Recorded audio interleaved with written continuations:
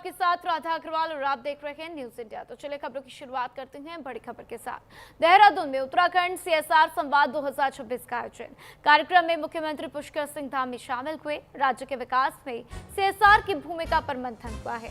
निवेश और सामाजिक जिम्मेदारी को लेकर संवाद कार्यक्रम। तो देखिए बहुत ही खास ये कार्यक्रम, इसकी तस्वीरें भी आपके साथ साझा करते हुए तो मुख्यमंत्री पुष्कर सिंह धामी की मौजूदगी में उत्तराखंड सीएसआर डायलॉग 2026 की शुरुआत हुई, जिसमें राज्य के सर्वांगीण विकास में सीएसआर की भूमिका पर चर्चा करने के लिए प्रमुख हितधारकों को एक साथ लाया गया। इस दौरान सीएम धामी ने कार्यक्रम को संबोधित करते हुए कहा कि इन सीएसआर पार्टनर को सहयोग से हम सस्टेनेबल डेवलपमेंट गोल्स जैसे कि अच्छी शिक्षा, हेल्थ केयर, साफ सफाई, पर्यावरण संरक्षण और समावेशी विकास को हासिल करने की दिशा में तेजी से आगे बढ़ रहे हैं। हम चाहते हैं कि वे उन लक्ष्यों को सफलतापूर्वक हासिल करें जिनके लिए उन्हें बनाया गया था। इसीलिए हमने एक इन्वेस्टर समिट आयोजित किया और कई संगठनों के साथ 3,56,000 करोड़ रुपए के एमओयू पर साइन भी किए।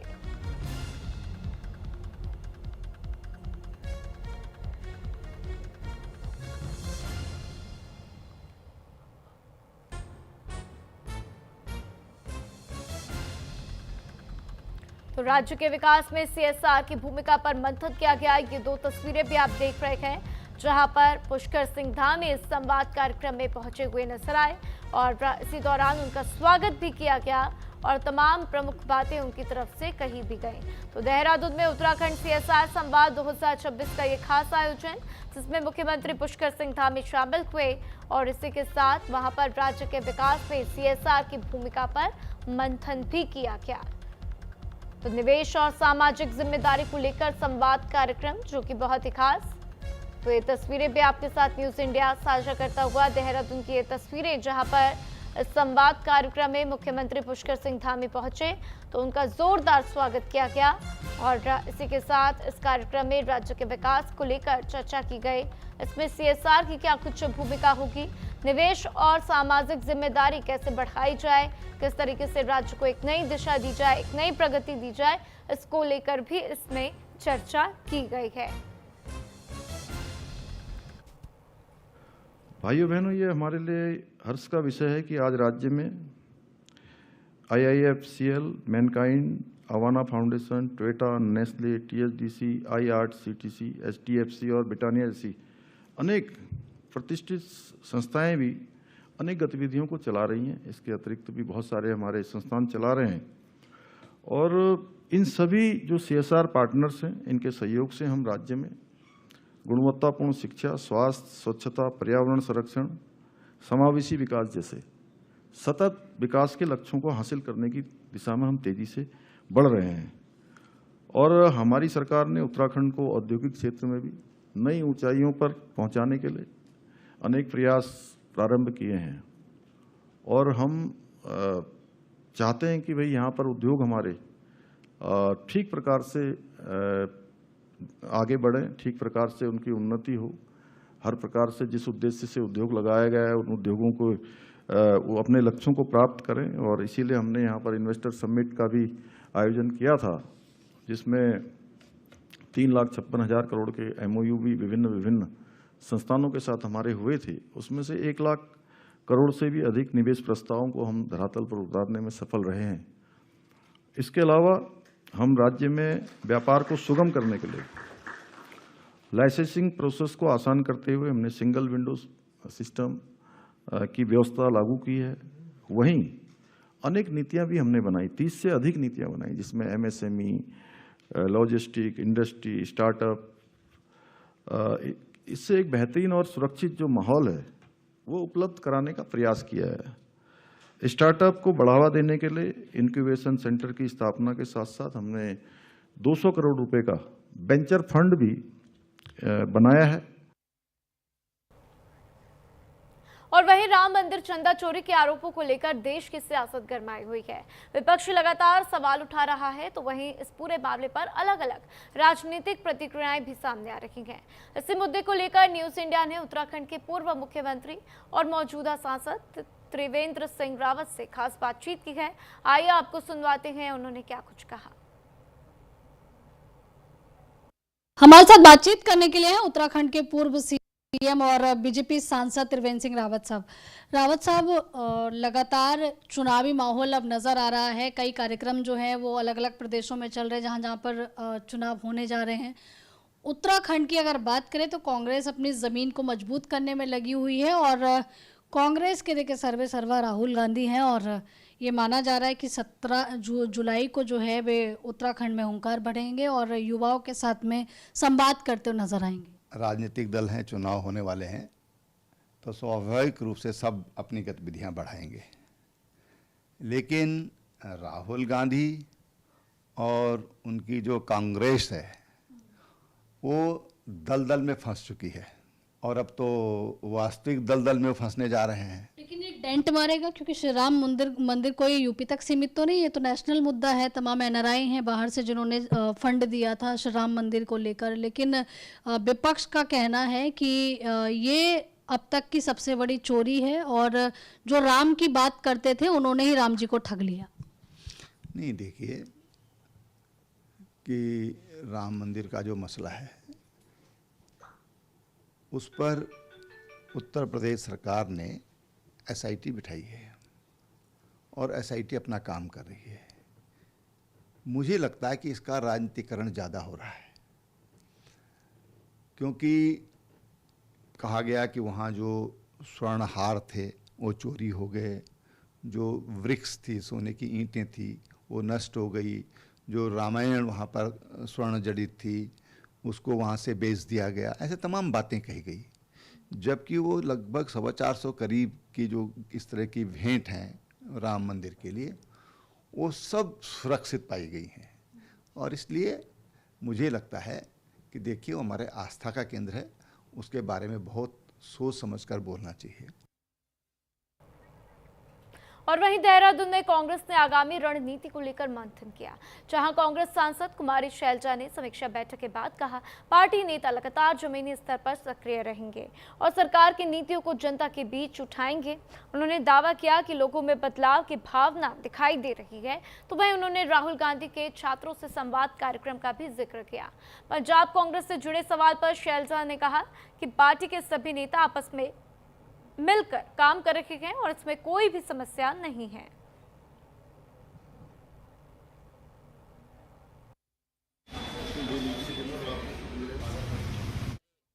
हैं जो ऑर्गेनाइजेशन संगठन का कार्य देख रहे हैं, तो यहाँ पर सबसे मुलाकात की, आगे क्या करना चाहिए, कैसे करना चाहिए, सबने अपना फीडबैक भी दिया।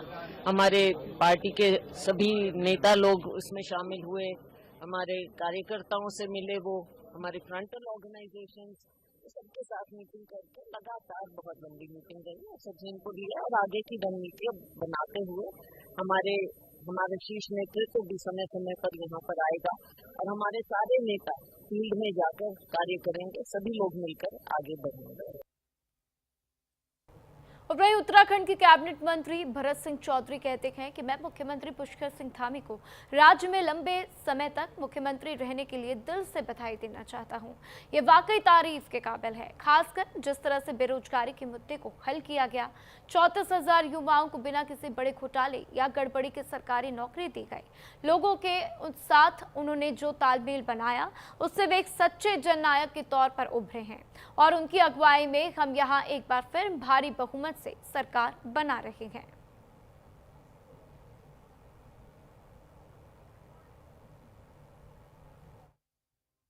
मुख्यमंत्री जी को बहुत बहुत बधाई देना चाहूँगा कि वो प्रदेश में सबसे लंबे समय तक मुख्यमंत्री रहने वाले मुख्यमंत्री आज बन चुके हैं।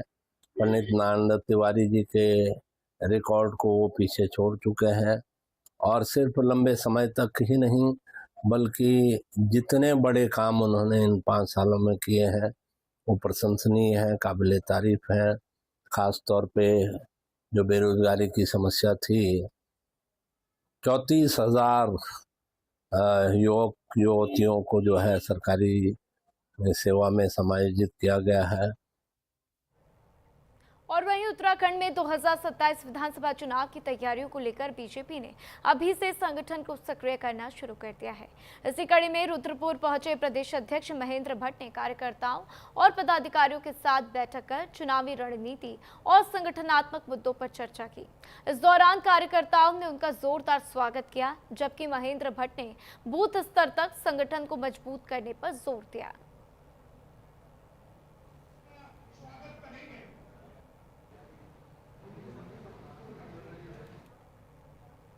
हरिद्वार में समाजवादी पार्टी ने राम मंदिर चंदा चोरी मामले को लेकर बीजेपी पर बड़ा हमला बोला है। सपा के राष्ट्रीय प्रवक्ता भुवन जोशी ने आरोप लगाया कि यह सिर्फ चंदा का नहीं बल्कि लोगों की आस्था और भावनाओं से जुड़ा हुआ मामला है। उन्होंने बीजेपी, आरएसएस और विश्व हिंदू परिषद पर गंभीर आरोप लगाते हुए कहा कि जनता 2024 में जवाब दे चुकी है और 2027 में भी बदलाव का मन बना चुकी है। हालांकि बीजेपी की ओर से इन आरोपों पर प्रतिक्रिया आना अभी भी बाकी है।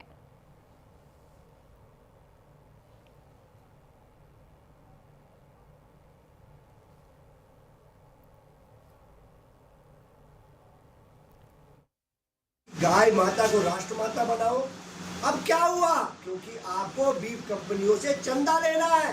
जो आपने देखा होगा, ये तो चंदा चोर, चंदा लेने वाली सरकार है। बीफ कंपनियों से इनका चंदा बंद हो जाएगा।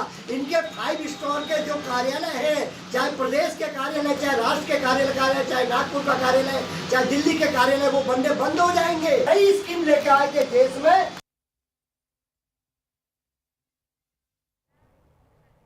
श्री बद्रीनाथ धाम मंदिर में दान की रकम चोरी होने के कथित मामले पर गढ़वाल कमिश्नर आनंद स्वरूप कहते हैं कि सरकार ने एक कमेटी बनाई है।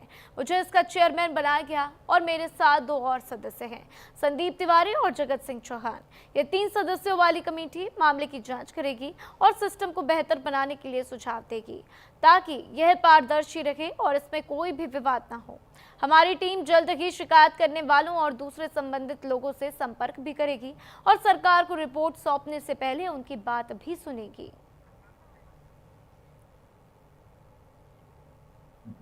श्री बद्रीनाथ धाम के संबंध में जो कथित दान के संबंध में कथित अनियमितता का मामला सामने आया है, उसमें शासन द्वारा जो है एक कमेटी का गठन किया गया है। उसमें मुझे गढ़वाल को रखा गया है और अध्यक्ष के रूप में, और 2 सदस्य नियुक्त किए गए हैं।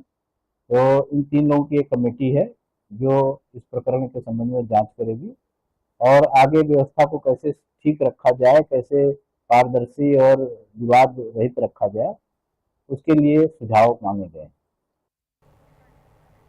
उत्तराखंड में सरकार की जन कल्याणकारी योजनाओं को गांव-गांव तक पहुंचाने का अभियान लगातार जारी है। जहां नैनीताल के कालाढूंगी स्थित कोटा बाग में आयोजित जन जन की सरकार जन जन के द्वार शिविर में सैकड़ों लोगों को योजनाओं का लाभ मिला, तो कई शिकायतों का मौका पर भी समाधान किया गया और स्वरोजगार से जुड़े लाभार्थियों को आर्थिक सहायता भी वितरित की गई। सांसद अजय भट्ट ने अधिकारियों को निर्देश दिए कि जनता की समस्याओं का समाधान शिविर स्थल पर ही प्राथमिकता के साथ किया जाना चाहिए।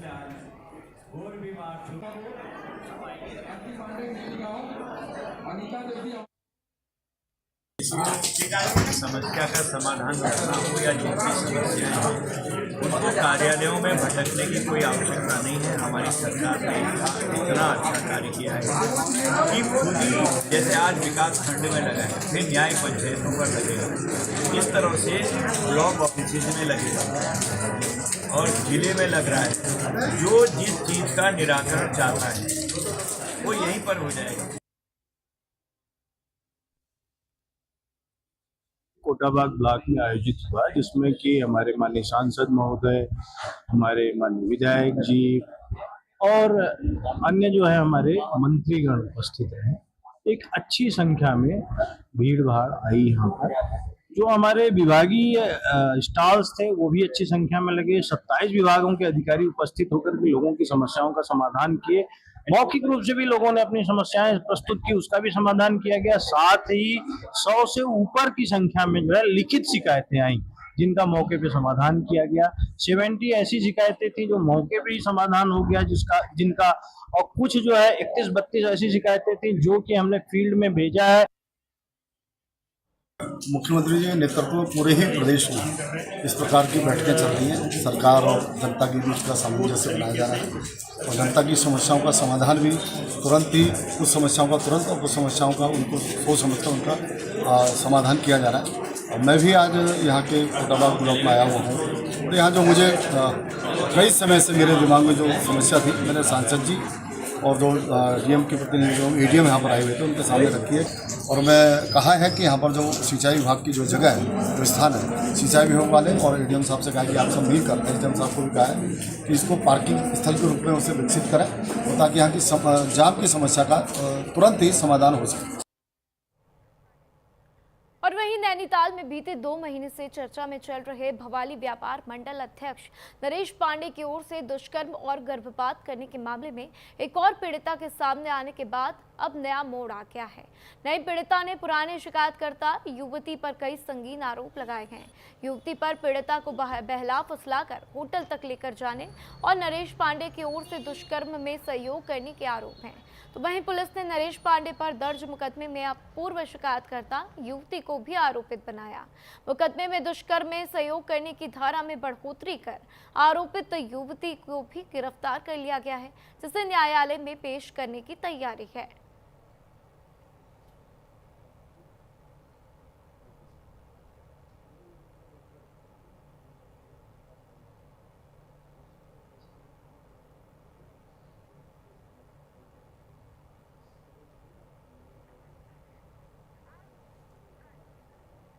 वहीं ऋषिकेश में अपनी लंबित मांगों को लेकर आशा कार्यकर्ता ने विरोध प्रदर्शन किया। कार्यकर्ताओं ने नारेबाजी करते हुए सरकार और स्वास्थ्य विभाग के खिलाफ आक्रोश जताकर एसडीएम के माध्यम से मुख्यमंत्री के नाम ज्ञापन सौंपा। तो वहीं प्रदर्शनकारियों का कहना है कि वृद्धि, प्रोत्साहन राशि का समय पर भुगतान और अन्य सुविधाओं की मांगे लंबे समय से लंबित है, लेकिन सरकार ने कोई ठोस कदम नहीं उठाया। साथ ही आशा कार्यकर्ताओं ने चेतावनी देते हुए कहा कि यदि जल्द उनकी मांगे नहीं मानी गई तो आंदोलन को और भी ज्यादा तेज किया जाएगा।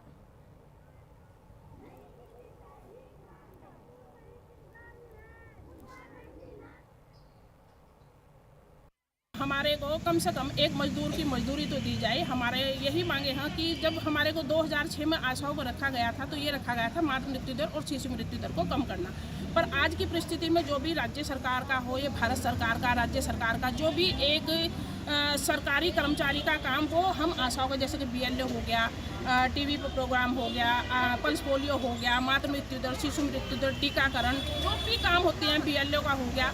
अब जैसे कि राशन कार्ड पे ये सारे काम आशाओं के दिए, जब एक सरकारी कर्मचारी की भांति हमारे से काम करवाए जाते हैं फील्ड के अंदर, तो हमारा यही है कि हमें राज्य कर्मचारी घोषित किया जाए। एक जो राज्य कर्मचारी को एक मानदेय दिया जाता है, फिक्स मानदेय होना चाहिए हमारा।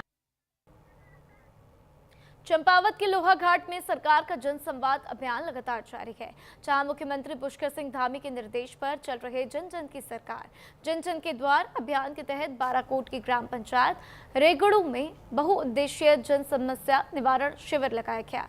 शिविर में 24 विभागों ने स्टॉल लगाकर ग्रामीणों की योजनाओं की जानकारी दी और मौके पर ही कई सेवाओं का लाभ पहुंचाया। इस दौरान 359 लाभार्थियों को योजनाओं से जोड़ा गया, जबकि ग्रामीणों की 51 समस्याओं पर अधिकारियों ने जल्द ही समाधान के निर्देश दिए।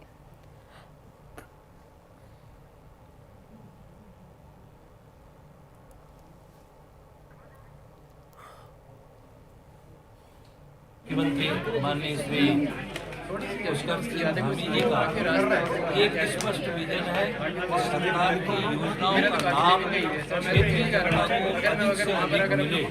इसी के तहत उन्होंने यह जन सरकार जन के द्वार, जो पिछली बार विभिन्न न्याय पंचायत स्तरों पर 681 स्थानों पर कार्यक्रम हुए थे, उसमें 5,34,000 से भी अधिक समस्या आई थी और लगभग 33,000 समस्याओं का स्थल पर ही निराकरण किया गया था। यह एक बहुत बड़ा अभिनव प्रयोग उनके द्वारा किया गया था।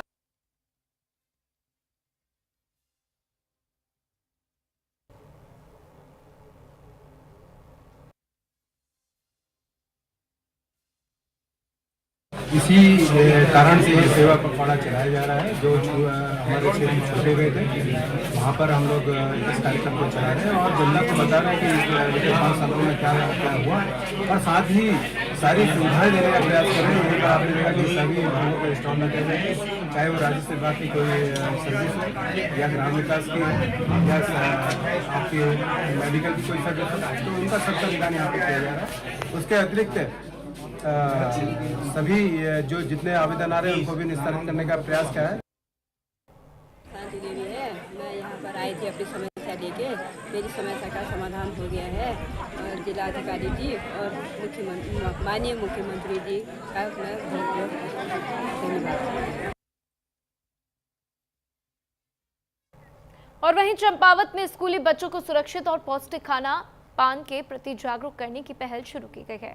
टनकपुर में खाद्य सुरक्षा विभाग की ओर से ईट राइट स्कूल कार्यक्रम के तहत 1 दिवसीय शिक्षक प्रशिक्षण कार्यशाला आयोजित की गई। इसमें प्रधानाचार्य और शिक्षकों को खाद्य सुरक्षा, स्वच्छ आहार और स्वास्थ्यवर्धक खान-पान से जुड़े नियमों की जानकारी दी गई। विभाग का उद्देश्य है कि स्कूलों के माध्यम से बच्चों में सुरक्षित और बेहतर खान-पान की आदतें विकसित की जा सके।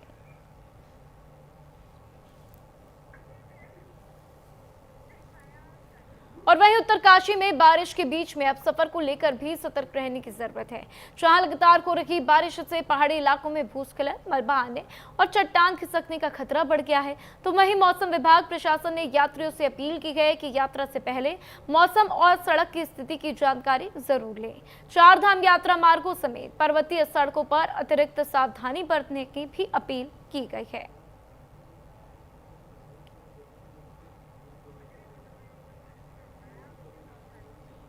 और वहीं उत्तराखंड में लगातार बारिश से नदियां अपने उफान पर हैं।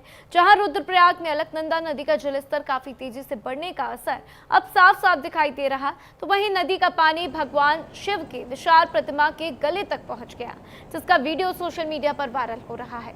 हालात को देखते हुए प्रशासन अलर्ट मोड पर है और नदी किनारे रहने वाले लोगों और यात्रियों से सतर्क रहने की भी अपील की गई है। हरिद्वार में बने मनसा देवी और चंडी देवी मंदिर का रोपवे कुछ दिनों के लिए अस्थायी रूप से बंद रहेगा। कावड़ मेले से पहले रोपवे की सुरक्षा जांच और अर्धवार्षिक मेंटेनेंस का काम किया जा रहा है। मनसा देवी रोपवे 8 से 11 जुलाई और चंडी देवी रोपवे 13 से 16 जुलाई तक बंद रहेगा। इस दौरान श्रद्धालुओं को मंदिर तक पहुंचने के लिए पैदल मार्ग का इस्तेमाल करना होगा।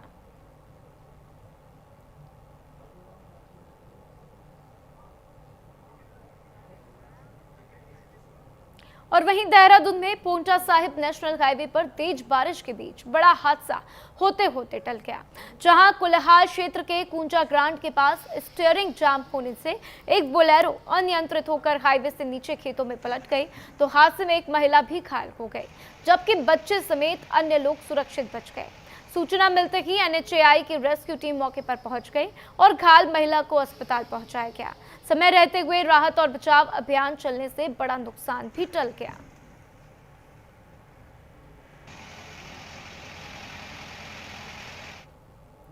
और फिलहाल इस बुलेटिन में इतना ही। खबरों का सिलसिला लगातार जारी है, देखते रहिए न्यूज़ इंडिया।